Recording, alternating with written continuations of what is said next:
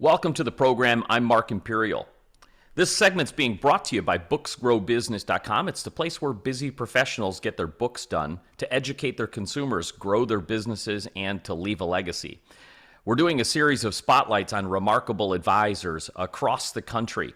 And joining me on this segment is Michael Nelan. He's the founder of Fair Oaks Financial. Welcome to the program. Thank you, Mark. It's great to be here.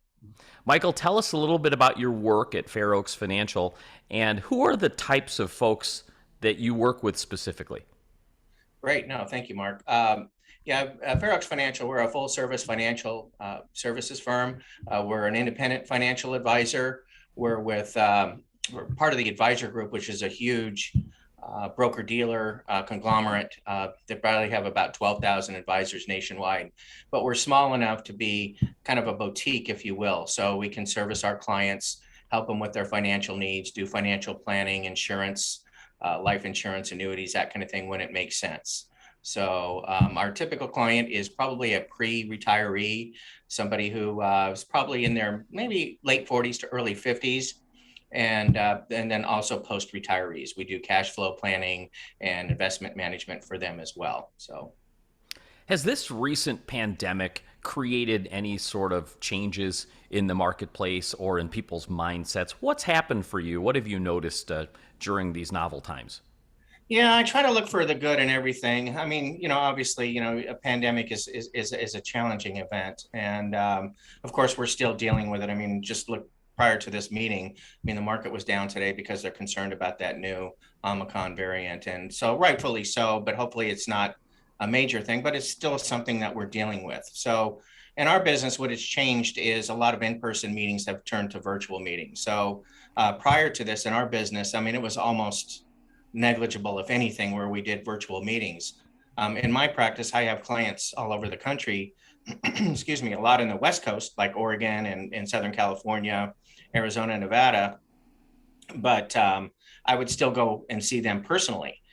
So now, from a standpoint of convenience and a standpoint of just overall efficiency, we use the Zoom meetings, and I think that's made a big difference.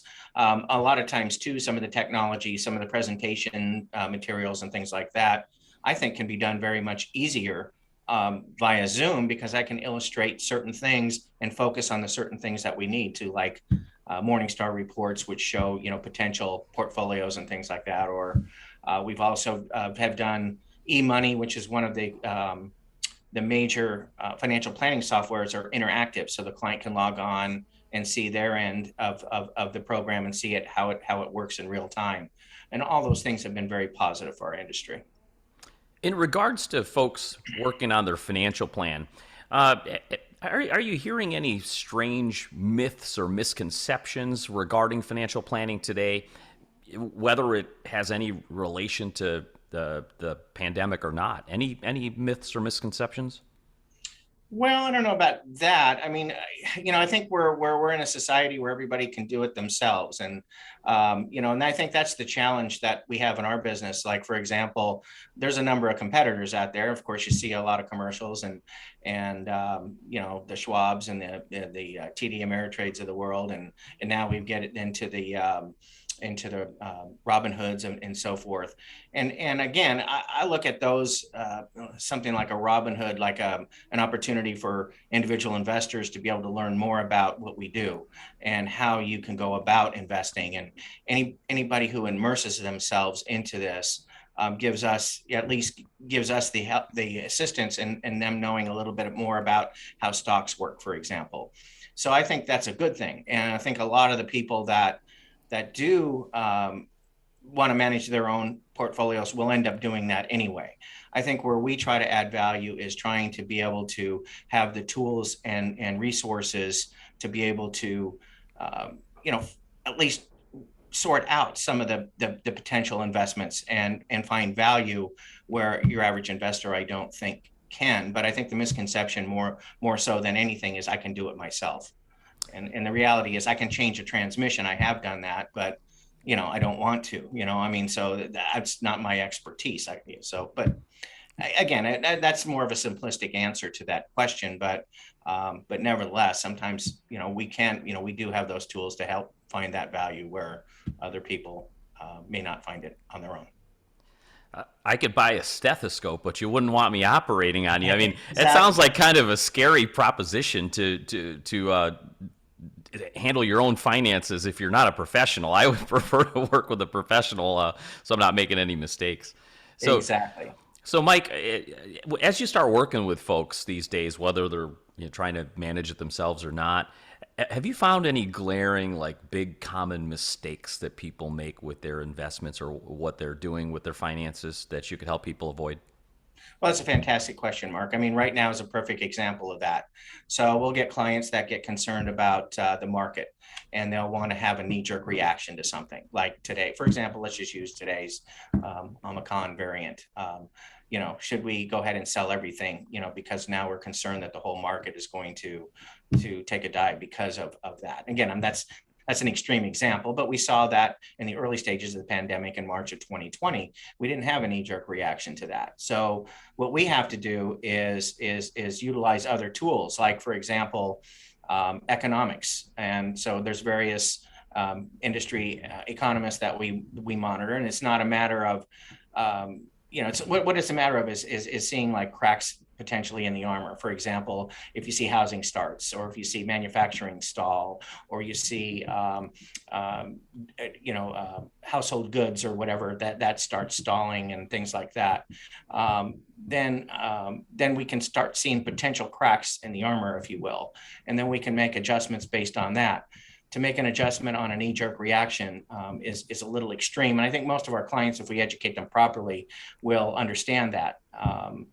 But nevertheless, you do get them, concerned, which rightfully so. It's their money, and we have to kind of talk them off the ledge, if you will, sometimes.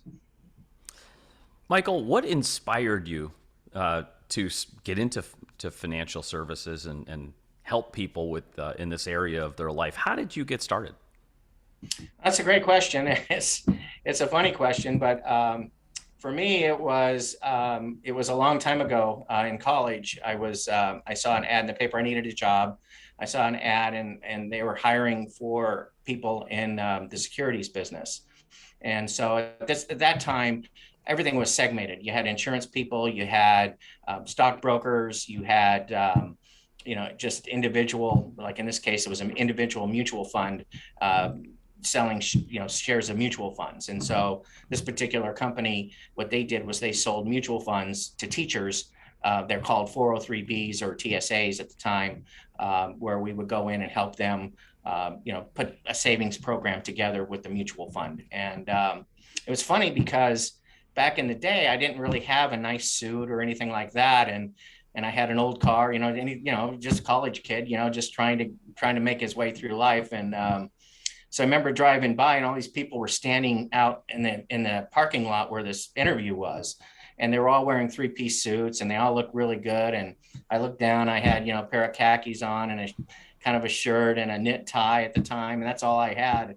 And I thought, oh man, I can't compete with these guys. And so I turned my car around and went about 2 blocks, and I realized, wait a minute, no, they're no better than I am. And so I turned back around, and then I went in, and they talked about everything. And I just thought how interesting it is to help people, save for their future. And I didn't know anything about it, but I just thought that was a neat thing. And anyway, I ended up getting the job, which was kind of cool. But it was that one decision that, you look at, and it changes the whole trajectory of your life. And I always think things like that are kind of funny when you look back, especially as I get a little older. So. I love that story, and good for you, and good catch. And there's a huge lesson for anyone out there that's hesitating and having like self doubt. That is an amazing story. So before I ask you my last question, Mike, for folks that are considering working with an advisor but they just don't know where to start, what would you say is the most important thing to consider when speaking with an advisor that they're considering working with? Well, I just think they have to understand, what it is. It's a gut thing, it's just like, if you have somebody do your taxes, or, I was recently had to change bookkeepers, and so you have to, talk to them, have to ask them what they're looking for, where they are in the process. And it's not something, and I think a lot of people might determine that either we're salesmen, or maybe we're just out to get a commission, in this case a fee, how we work. But what we have to do is understand and educate them about the process. It is a process. um, I honestly think, Mark, that it takes at least three, maybe four, if not even sometimes more, conversations or visits with clients before we move forward on anything. We certainly can't, when use another car analogy. When you bring your car in, the first thing they do is they plug it into the computer to help determine what's wrong with the car. If your check engine light comes on, as an example. So, we kind of have to do that. We have to see where their portfolios are, see where they're at as far as the level of risk that they're willing to take. Because obviously you can look at a stock that has, I mean, gosh, that these internet stocks. Some of them have done extremely well, and people are looking for these home runs. Well, that's not how it really works.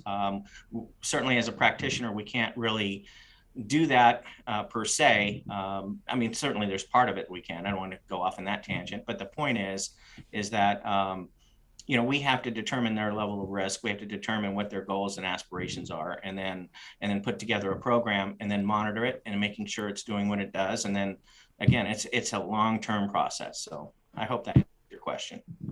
Great insights. Michael, for folks listening now that would love to speak with you and meet you over there at Fair Oaks Financial, how can they find you, connect with you, and learn more? That's great.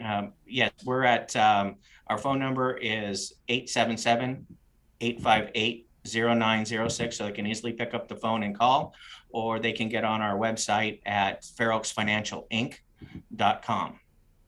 Terrific. Michael, I really appreciate you taking the time and sharing with my audience today. This was terrific and sage advice. I wish you continued success for you and for all of your clients. Mark, thank you so much for the opportunity. I really appreciate it. That was Michael Nelan. He's the founder of FairOaksFinancialInc.com. And this segment has been brought to you by BooksGrowBusiness.com. It's the place where busy professionals get their books done to educate their consumers, grow their practices, and to leave a legacy. That's all for now. I'm Mark Imperial, and thanks for joining me.